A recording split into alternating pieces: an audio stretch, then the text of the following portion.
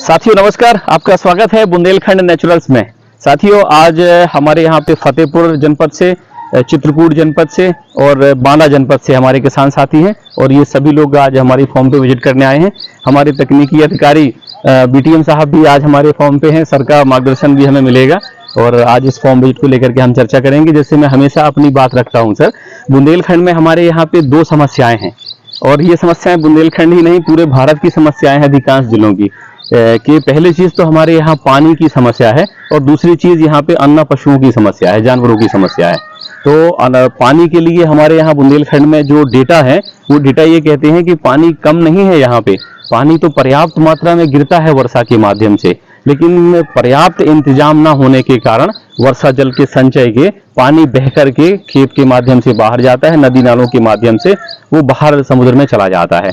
और पानी हमारे यहाँ पे गिरा, जरूरत का हमारा पानी था वो, क्योंकि एक सिद्धांत है खेती का कि जो वर्षा का पानी आपके खेत में गिर रहा है वो पानी आपका कैचमेंट एरिया है, वो पानी आपके खेत में ही कहीं ना कहीं उसको रुकना चाहिए, या तो वो जमीनों में नीचे उतर जाए या वो खेत के माध्यम से या और तालाब के माध्यम से, कुएं के माध्यम से आपके खेत में स्टोर होता रहे, क्योंकि समय पड़ने पे वही पानी आपके काम आएगा, आपकी खेती में, पलेवा में, फसलों में काम आएगा। तो यहाँ पे बुंदेलखंड में लोग खेत तालाब के महत्व को नहीं जानते, अपने भूमि में खेत तालाब नहीं बनाते हैं, इसलिए वर्षा का पानी जो गिरता है वो बाहर बह जाता है और फिर हम कहते हैं हमारे यहाँ पानी नहीं है। बुंदेलखंड में 800 mm से लेकर 900 mm तक पानी गिरता है वर्षा में, और ये पानी इजराइल जो एक कंट्री है उसके औसत पानी से दुगना ढाई गुना तक है। ये वहां पे तो बहुत कम पानी गिरता है, लेकिन उस पानी को वो संरक्षित करते हैं, संचय करते हैं। तो हम लोग यहाँ दो तरह से खेत पे मेढ़ बना के पहले खेत पे ही पानी संचय करते हैं, और जो सरप्लस पानी होता है जब मेढ़ों के ऊपर से बहने लगता है तो तालाब में आता है। इस बार अभी तक वर्षा थोड़ा कम हुई है पिछले वर्षों की तुलना में, तो तालाब हमारा कम अभी तक भरा है, लेकिन ये तालाब चूंकि लगभग 4.5 मीटर गहरा है तो पर्याप्त पानी है इसके अंदर। दूसरा जो समस्या है बुंदेलखंड में अन्न पशुओं की, उसके लिए हमने ये नेपियर चारा लगाया है, क्योंकि पशु अन्न कब होते हैं, छोड़े कब जाते हैं, जब पशुओं को या तो उसके अंदर दूध खत्म हो जाए या पशुओं को खिलाना भारी पड़ रहा हो किसान के लिए। देख सकते हैं यहाँ पे हमने जो एंट्रेंस है, एंट्रेंस में ही दोनों साइडों में फल वाले वृक्षों को लगाया हुआ है। तो इसमें आप देख सकते हैं अमरूद भी है, आम भी है, इसमें मौसमी भी है और अन्य पौधे लगे हुए हैं। इसी तरीके से खेत की पूरी मेढ़ पे हमने पौधे लगा रखे हैं, तरह तरह के पौधे हैं। तो खेती का सिद्धांत ही यही है कि अगर आपके खेत में पेड़ नहीं है, क्योंकि पेड़ तो धरती का ऐसा समझ लीजिए श्रृंगार है, अगर पेड़ ही नहीं होंगे तो आपके खेत सूखे पड़े होंगे। देखिए पेड़ का एक तो फायदा सीधा सीधा दिखता है कि आपको उसमें पहली चीज तो छाया मिलती है, दूसरा चीज आपको उसमें फल मिल जाते हैं खाने के लिए या विक्रय करने के लिए। ये तो आपको दिखने वाले फायदे हो गए। यदि आप इसके ना दिखने वाले फायदों को देखें तो खेत में सबसे बड़ी चीज, अगर आपके खेत में छाया बनी रहेगी, पेड़ लगे रहे होंगे, तो उसके नीचे जो ढेर सारे माइक्रो ऑर्गेनिज्म हैं, जो बैक्टीरिया हैं, क्योंकि यही सारे बैक्टीरिया तो हमारी खेती को कर रहे हैं। मैंने आपसे भी पहले कहा था जब हम बैठे थे कि हमें नेचुरल फार्मिंग करनी है, बायोडाइवर्सिटी मेंटेन करनी है, सस्टेनेबल खेती करनी है, ऐसी कृषि करनी है जो सेल्फ सस्टेनेबल हो।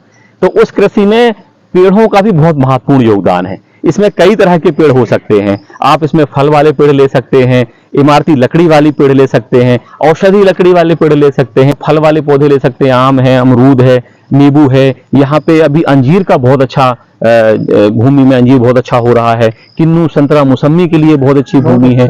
तो आप क्या करिए कि हमने तो क्या किया है ना, पूरे खेत पे हमने अलग अलग तरह के पौधे मिश्रित लगाए हैं। ये इसलिए लगाए हैं क्योंकि मेरा एक मॉडल है कि भाई किसान कैसे सरवाइव करेगा। जो दौर में हम रह रहे हैं, यहाँ अनिश्चितताओं का दौर है, यहाँ सरवाइव करना मुश्किल है, कभी कोविड आ जाता है तो कभी रिसेशन आ जाता है, कभी कुछ हो जाता है। तो आप अपने खेत पे ही ऐसी व्यवस्था करें जिससे आप अपनी फैमिली की बेसिक नीड भी वहीं से निकाल सकें और जो सरप्लस हो उसे मार्केट में बेच सकें। तो आपको जरूरी नहीं है कि सारे पौधे लगाना है। हमारा उद्देश्य था कि हर मौसम में हमें खाने वाले फल मिले। आप 1 या 2 फसलों को पकड़ लीजिए, इसमें से फल वाली, जैसे आपने नींबू, अमरूद पकड़ लिया, इसके साथ में आपने मौसमी, संतरा, नींबू ले लिया, किन्नू ले लिया, खजूर की खेती भी यहाँ बहुत अच्छी होती है, खजूर ले लिया, या आपने जामुन ले लिया, कोई भी आपकी इच्छा के अनुसार। इसके बाद फिर आपने कुछ इमारती लकड़ी ले ली, इसमें से आपका शीशम हो गया, आपका सागौन हो गया, कुछ आप मेडिसिनल नीम वगैरह ले सकते हैं, पीपल, बरगद ले सकते हैं। तो ये पूरा एक बायोडाइवर्सिटी मेंटेन करता है और आपको लकड़ी बेच करके भी आमदनी होगी इसकी। अब जैसे हमारे यहाँ कुछ लिप्टिस भी लगा रखे हैं, सागौन भी लगा रखे हैं। ये लिप्टिस लगभग हमने 16-17 में लगाया था, तो ये लगभग 4-5 वर्षों में ही, 6 वर्षों में ही मोटा मोटा पकड़ के चलें, आज की कंडीशन में 3000 रुपए लगभग एक लिप्टस का पेड़ की वैल्यू है, और हमें कुछ नहीं करना है, काट के लोग ले जाएंगे। तो क्या हम ऐसा नहीं कर सकते क्या? अगर ये पेड़ आगे 10 साल 15 साल बाद जाएगा तो 5000 का 6000 का पेड़ बनेगा। और मैं तो देखता हूँ यहाँ लिप्टस की खरीदने वाले ढेर रहते हैं, आपके पीछे पीछे भागते हैं कि आपका पेड़ भरो, वो काट के सब ले जाएंगे ना पैसा। पेड़ों की छाया से नहीं, ऐसा नहीं है भाई साहब, ये भी एक बहुत बड़ी विसंगति है और बहुत बड़ी भ्रांति है। लोग कहते हैं कि पेड़ों की छाया से फसलें नहीं होती। आप ये बताइए मुझे, कभी भी किसी पेड़ की छाया स्थिर नहीं रहती। सूरज जब भी निकलता है, एक वर्ष में सूरज दो दिशाओं से, दो विधियों से निकलता है। पहला तो उत्तरायण जाता है सूरज, दूसरा दक्षिणायन जाता है। जब उत्तरायण जाता है तो सूरज पूरब से निकलता है, उत्तर दिशा में हल्का सा होते हुए पश्चिम में जाके अस्त हो जाता है। इसी तरीके से दक्षिणायन में यहां से चलता है, दक्षिण में अस्त हो जाता है। मान लीजिए आपका ये पेड़ खड़ा है, ठीक है, अब आपका सूरज यहां से निकला, तो जब यहां से निकला पूरब से, तो इसकी छाया कहां पड़ेगी? नीचे पड़ेगी, पश्चिम में ना भाई। जब ये घूमेगा तो छाया भी तो दक्षिण में जाएगी, पीछे आएगा तो छाया कहां चली जाएगी? पूरब में। और जब दक्षिणायन होगा तो भी रोटेशन आएगा, जो पृथ्वी की घूर्णन की दिशा है, तो कभी भी बराबर तो छाया रहती ही नहीं है। ये भ्रांति है, मिथ है लोगों का। और ये बात सही है, देखने में भी आता है कि जहां पेड़ लगे उसके आसपास की फसल खराब हो जाती है। ये क्यों होता है? क्योंकि पेड़ में जो कोई भी वृक्ष होता है उसमें 2 से 3 तरह की जड़ें होती हैं। उसमें प्राथमिक जड़ होती है जिसे हम मूसला या क्राउन रूट कहते हैं, जो जड़ सीधे अंदर जाती है, पेड़ को खड़ा रखती है। दूसरा, उसमें सेकेंडरी रूट्स होती हैं, जो जड़ें आसपास में फैलती हैं। और तीसरा, जो जड़ें नुकसान करती हैं आपकी फसल को, वो टर्सरी रूट कहलाती हैं, टेप रूट्स कहलाती हैं। बहुत पतली पतली होती हैं, बाल की तरह पतली, आप उसे देख नहीं पाएंगे। जब आप बहुत एहतियात के साथ उसे उखाड़ेंगे तब भी वो जड़ें टूट जाती। तो आप कभी अगर देखना चाहते हैं तो जब चना वगैरह छोटी फसल लगी होती है, उस एरिया में आप पानी वानी भर करके उसको मजे से उखाड़िए, तो आपको दिखेंगे फीता टाइप की बहुत बारीक बारीक बाल जैसी। तो ये जो आपकी रूट्स हैं, ये रूट्स क्या है, चारों ओर फैल करके, और आपकी जो फसल होती है आसपास की, क्योंकि हर चीज को पोषण चाहिए, चाहे वो इंसान हो, चाहे जानवर हो, चाहे पौधे हो, तो ये क्या करते हैं, आपकी मुख्य फसल से ये रूट्स जो है न्यूट्रिशन उठा लेती है, जिससे आपकी फसल को बैलेंस न्यूट्रिशन नहीं मिलता और आपकी फसल कमजोर हो जाती। और आप कहते हो कि पौधे पेड़ लगाने से छहेल मार गया। छहेल जब मारता है जब बराबर वो धूप पड़ी रहे, सुबह से शाम तक धूप पड़ी रहे। आपसे चर्चा करी थी जब हम बैठे थे वहां ट्रेनिंग हॉल में, तो हमने ये बताया था आपसे कि आपको आवास पे कम से कम पैसा खर्चा करना है। तो हमने यहाँ पे आप ही लोगों के लिए हमने शुरुआत उस शेड से की थी, पक्के शेड से। फिर धीरे धीरे हमारे पास किसान आते गए, और किसानों को प्रेरित करने के लिए हमने कुछ ऐसे काम किए हैं जो डाउन टू अर्थ हो, बिल्कुल ग्रास रूट लेवल पे काम किए हैं। उसमें से एक ये काम है, ये जो आप शेड देख रहे हैं, ये बकरी का शेड है। 100% वैज्ञानिक शेड है ये।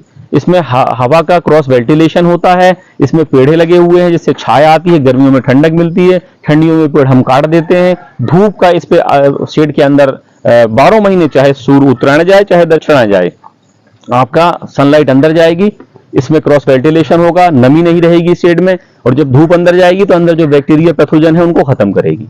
तो ये शेड मुश्किल से 25 से 30 हजार रुपए का इन्वेस्टमेंट हुआ है, और मानव श्रम हमने अलग से किया है, लेबर अलग से लगाए हैं। ये शेड तैयार है, इसमें आप 50 एनिमल रख सकते हैं।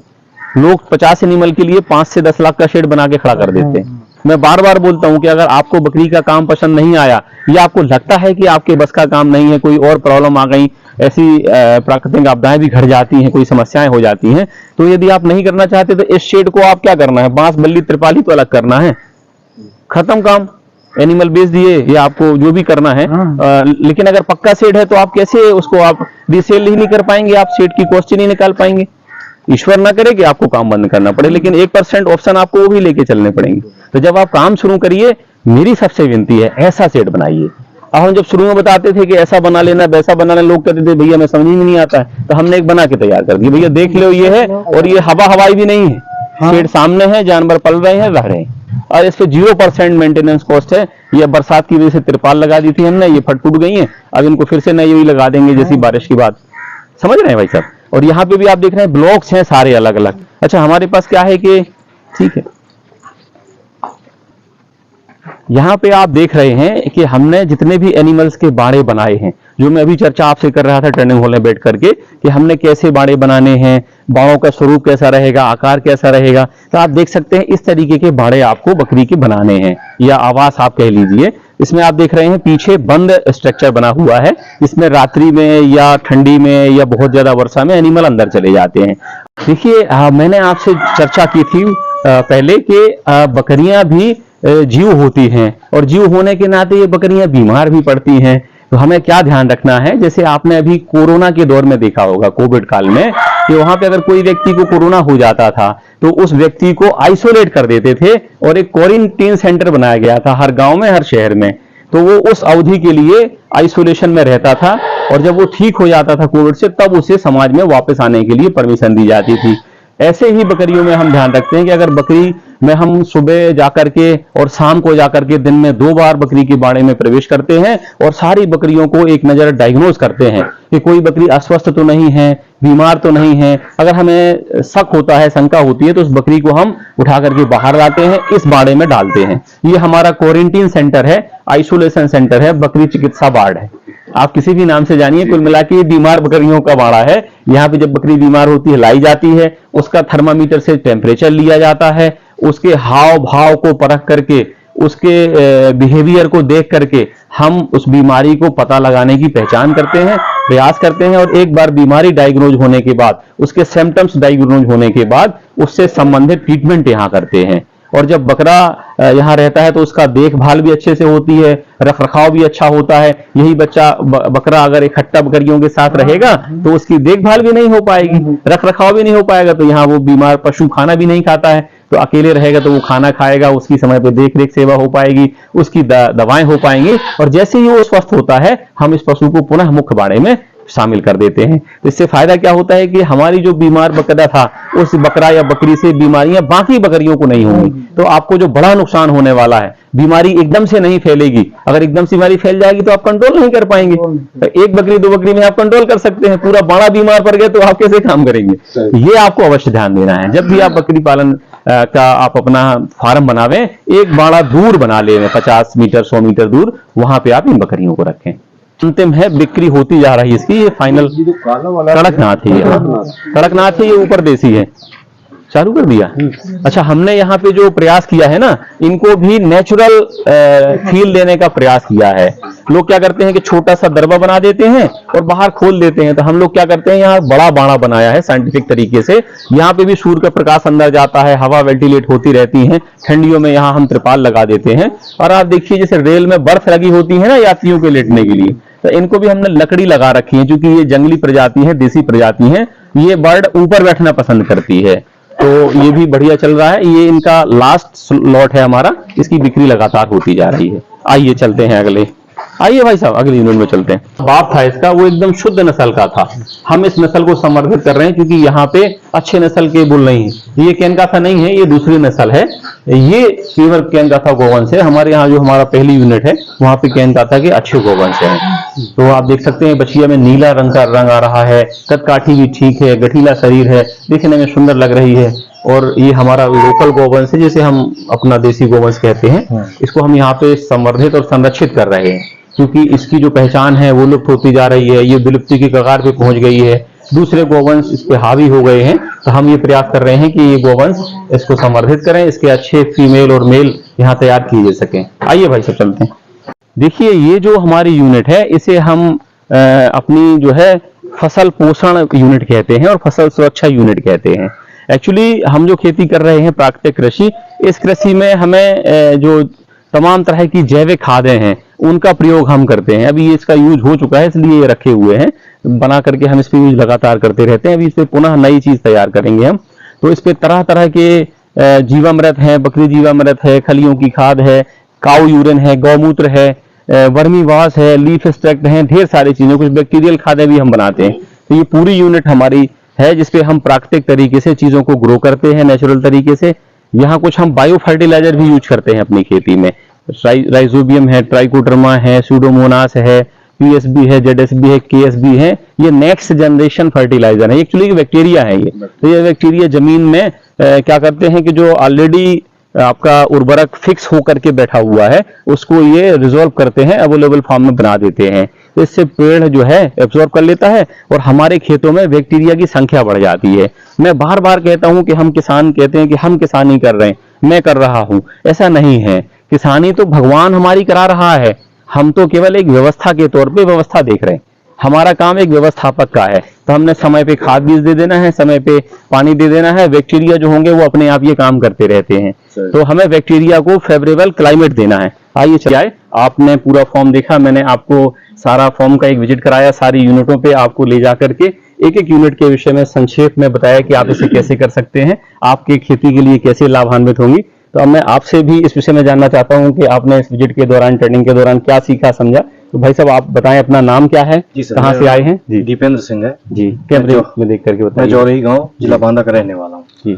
और मैंने शरीफ भाई को फोन किया था और मुझे इस फार्म के बारे में पता चला था, तो मैंने कहा मैं इसकी जानकारी लेना चाहता हूँ। तो मैंने उनको फोन किया तो उन्होंने पूरा बताया मुझे। तब मैंने फिर आपको फोन किया तो आपने बताया कि एक दिन इसकी आप आ जाइए, तो इनकी ट्रेनिंग होती है।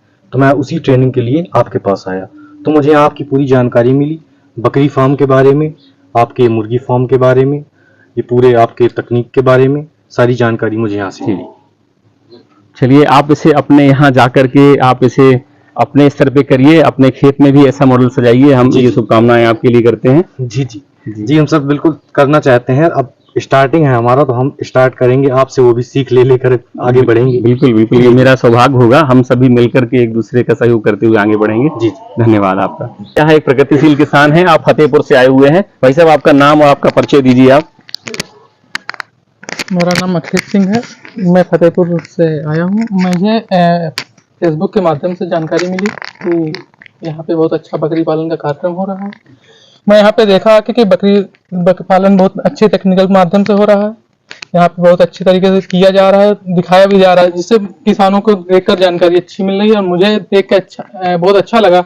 मैं अपने यहाँ जाके इस तरह का एक अपना स्ट्रक्चर बनाऊंगा, जिस तरह भाई यहाँ पे इस टेक्नोलॉजीज बनाए, और मैं भी करने का प्रयास करूंगा और अधिक जानकारी के लिए भाई साहब से संपर्क करता रहूंगा। जी जी, बहुत धन्यवाद भाई साहब। आप अपने यहाँ जाकर के इस तकनीकियों के साथ में जो तकनीकी हमारे फॉर्म पे यहाँ पे दिख रही है, प्रदर्शित हो रही हैं, आप इससे लाभ लीजिए, अपने यहाँ भी इससे भी अच्छा सेटअप तैयार करिए। हम आपके उज्जवल भविष्य की कामना करते हैं। मुझे एक यूनिट और बहुत अच्छी लगी जो बर्मी वास्प की है।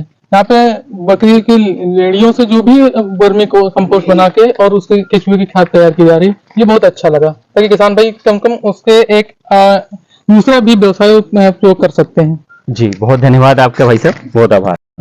हमारे साथ हमारे जनपद के विकास खंड के बड़ोखर खुर्द के बीटीएम साहब आदरणीय श्री प्रहलाद सिंह जी हैं, और मैं सर से निवेदन करूंगा कि आप भी इस विजिट के बाद अपने अनुभव किसानों भाइयों को, हमारे व्यूअर को शेयर करें। आपका विजिट, आपका फार्म है बहुत अच्छा है, और ये किसानों के आजकल की खेती की जो किसान करता है उसके हिसाब से उसे क्या अपने में बदलाव लाना है खेती में, वो बहुत अच्छा है। क्योंकि किसान आजकल क्या कर रहा है, खेती तो कर रहा है लेकिन खेती में सबसे ज्यादा उसकी लागत आ रही है, मुनाफा हो नहीं रहा है। ये सेटअप, ये फार्म, इस फार्म का मॉडल देख के किसान अपने जैविक विधि से खेती करे, जैविक विधि से रासायन ना डाले, जैविक केंचुआ पाले और बकरी पालन करे, साथ साथ खेती के साथ साथ बागवानी करे, फलदार पौधे लगाए। और मोटिवेशन का आपका फॉर्म बहुत अच्छा है देखने के लिए। किसान जब जो आते हैं वो हर किसान तारीफ करता है, हमसे भी बहुत सारे किसान मिलते हैं, बताते हैं असलम जी का फार्म बहुत अच्छा है, वहाँ बहुत अच्छा उन्होंने सेटअप तैयार कर रखा है, बहुत अच्छी चीज तकनीक विधि बना रख रखी है, उससे किसान काफी अच्छे मोटिवेट हुए हैं। जी धन्यवाद सर आपका। हम आपसे यही निवेदन करेंगे कि हमारे यहाँ पे जो भी गतिविधियां हो रही हैं, आप जब भी जनपद में भ्रमण करें, किसान भाइयों के बीच इस तकनीकियों को भी साझा करें, जिससे वे भी लाभान्वित हो सकें। धन्यवाद, आप सभी का आभार, आप सभी ने समय निकाल करके आए, धन्यवाद।